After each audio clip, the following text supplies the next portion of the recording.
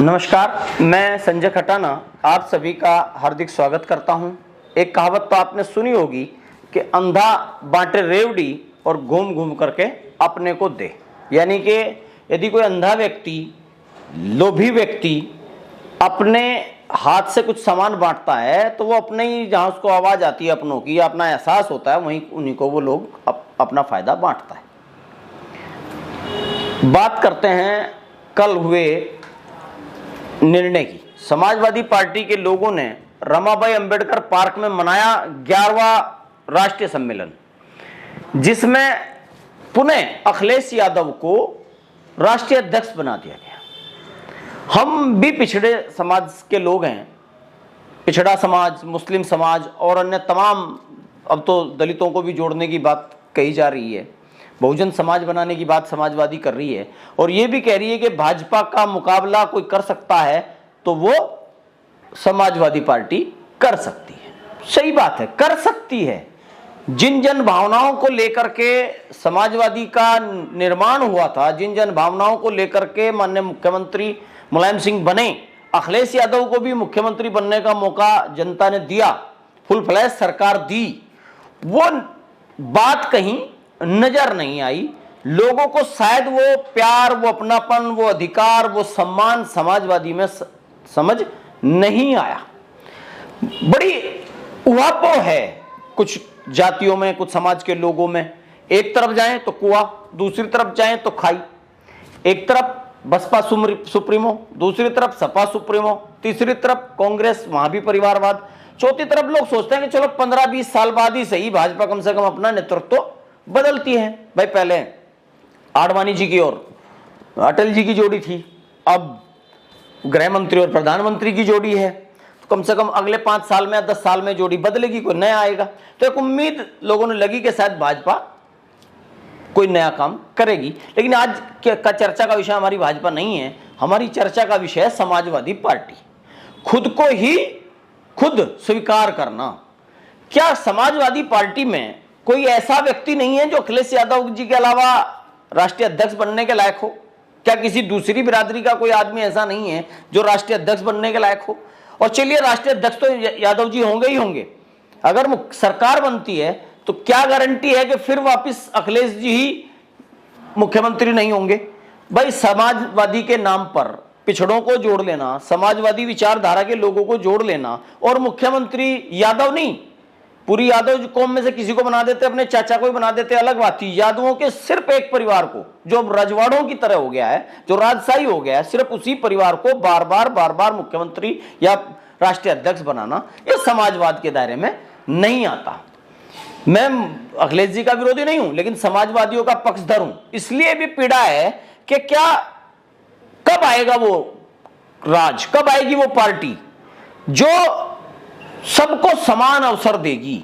ठीक है, हम भाजपा को गाली देते हैं, कांग्रेस को भी भला बुरा कहते हैं, मनवादियों की पार्टी बताते हैं, लेकिन ये समाजवादी लोग घूम फिरकर एक ही आदमी के सर पर हाथ रख देते हैं। वो खुद ही रख लेते हैं कि मैं ही पिछला राष्ट्रीय अध्यक्ष और मैं ही नया राष्ट्रीय अध्यक्ष और मैं ही मुख्यमंत्री, मेरे परिवार का भी कोई दूसरा आदमी नहीं हो सकता, दूसरी बिरादरी, दूसरी कौम, दूसरे धर्म का आदमी तो कुछ बन ही नहीं सकता। बड़ी पीड़ा है। मुसलमानों की बात करते हैं, आजम खान की जेल में बहुत बुरी फजीयत हुई, नहीं छुटवाया, कोई पैरवी नहीं की। मुझे आजम खान बड़े लीडर हैं, उनकी भी इतनी चिंता नहीं, लेकिन मेरा छोटा भाई जेल में बंद है और चित्रकूट जैसी जेल में उसे भाजपा ने भेज दिया, लेकिन माननीय अखिलेश यादव जी ने एक शब्द भी नाहिद हसन के बारे में नहीं कहा। नाहिद हसन रिश्ते में हमारा भांजा लगता है कि उसकी मां का गोत्र खटाना है, तो बड़ी एक आत्मीयता भी है और एक पीड़ा भी होती है। और हम हिंदू हो या मुसलमान, हम एक ही खून के लोग हैं, पूरा भारत ही एक खून का लोग है। ये जात वात तो सब लोगों ने अपने फायदे के लिए बनाई है, और वो फायदा उठाने वाले लोग कभी समाजवाद के नाम पे, कभी बहुजनवाद के नाम पे, कभी जो वो राम के नाम पे लोग करते हैं, ये बाबा साहब अम्बेडकर के नाम पे करना चाहते हैं। जो वो राम के नाम पे करना चाहते हैं, वही ये लोहिया जी के नाम पे करना चाहते हैं। फर्क कहां आया? आपकी 5 साल की सरकार में समाज के सबसे छोटे तबके के लोग, जो अर्थव्यवस्था में कमजोर हों, मानवीय पहलू में कमजोर रहे हों, क्या वो आजादी से घूम सके? क्या वो सुरक्षित महसूस कर सके? क्यों आपके राज में ऐसा डर लगता है कि जब आपका राज आएगा तो एक जाति बेकाबू हो जाएगी, एक धर्म बेकाबू हो जाएगा, एक वर्ग बेकाबू हो जाएगा, आप खुद बेकाबू हो जाएंगे, आपके एमएलए बेकाबू हो जाएंगे। पत्रकारों तक शाहजहांपुर में जला के मार दिया गया था आपके एक मंत्री के द्वारा। तो कैसा समाजवाद है ये, मैं जानना चाहता हूं। ऐसा समाजवाद कि हमारा एक बेटा जो आपका विधायक भी, आपकी पार्टी का विधायक भी है, वो कैराना का विधायक है और वो जेल में है, और उसकी जेल भी इतनी दूर शिफ्ट कर दी, और आपका समाजवाद नहीं जागा, आपका मुसलमान प्रेम नहीं जागा, आपका गुजर प्रेम नहीं जागा, आपका पिछड़ा प्रेम नहीं जागा। आखिर आप क्या साबित करना चाहते हैं? क्यों नहीं आप कुर्मी को राष्ट्रीय अध्यक्ष बनाते? क्यों नहीं आप किसी एससी भाईचारे के आदमी से किसी को राष्ट्रीय अध्यक्ष बनाते? क्यों नहीं यादव में से दूसरे परिवार के यादव को राष्ट्रीय अध्यक्ष बनाते? और अगर नहीं बनाते तो ये तो मुलायम परिवार की निजी कंपनी है, फिर से राष्ट्रीय अध्यक्ष बना लो, चाहे अंतरराष्ट्रीय अध्यक्ष बना लो, कोई फर्क पड़ने वाला नहीं है। मेरी तो अखिलेश जी आपसे सहानुभूति है, बस आपसे विनती है हाथ जोड़ करके कि वास्तविक, आप तो विदेशों में रह के पड़े हैं, वास्तविक प्रजातंत्र लाइए। बीजेपी की तरफ एक उंगली उठाने से 3-4 उंगलियां अपनी तरफ उठती हैं। यदि आप वास्तविक प्रजातंत्र में विश्वास करेंगे तो आप देश के प्रधानमंत्री भी बनेंगे। किसी को आप मुख्यमंत्री एक बार रह लिए, किसी दूसरी जाति धर्म के आदमी को, किसी मुसलमान को बना दीजिए, किसी मुसलमान को एक बार मुख्यमंत्री बनाने की बात तो कीजिए, किसी दूसरे पिछड़े को, किसी हमारे एससी भाई को मुख्यमंत्री बनाने की बात तो कीजिए।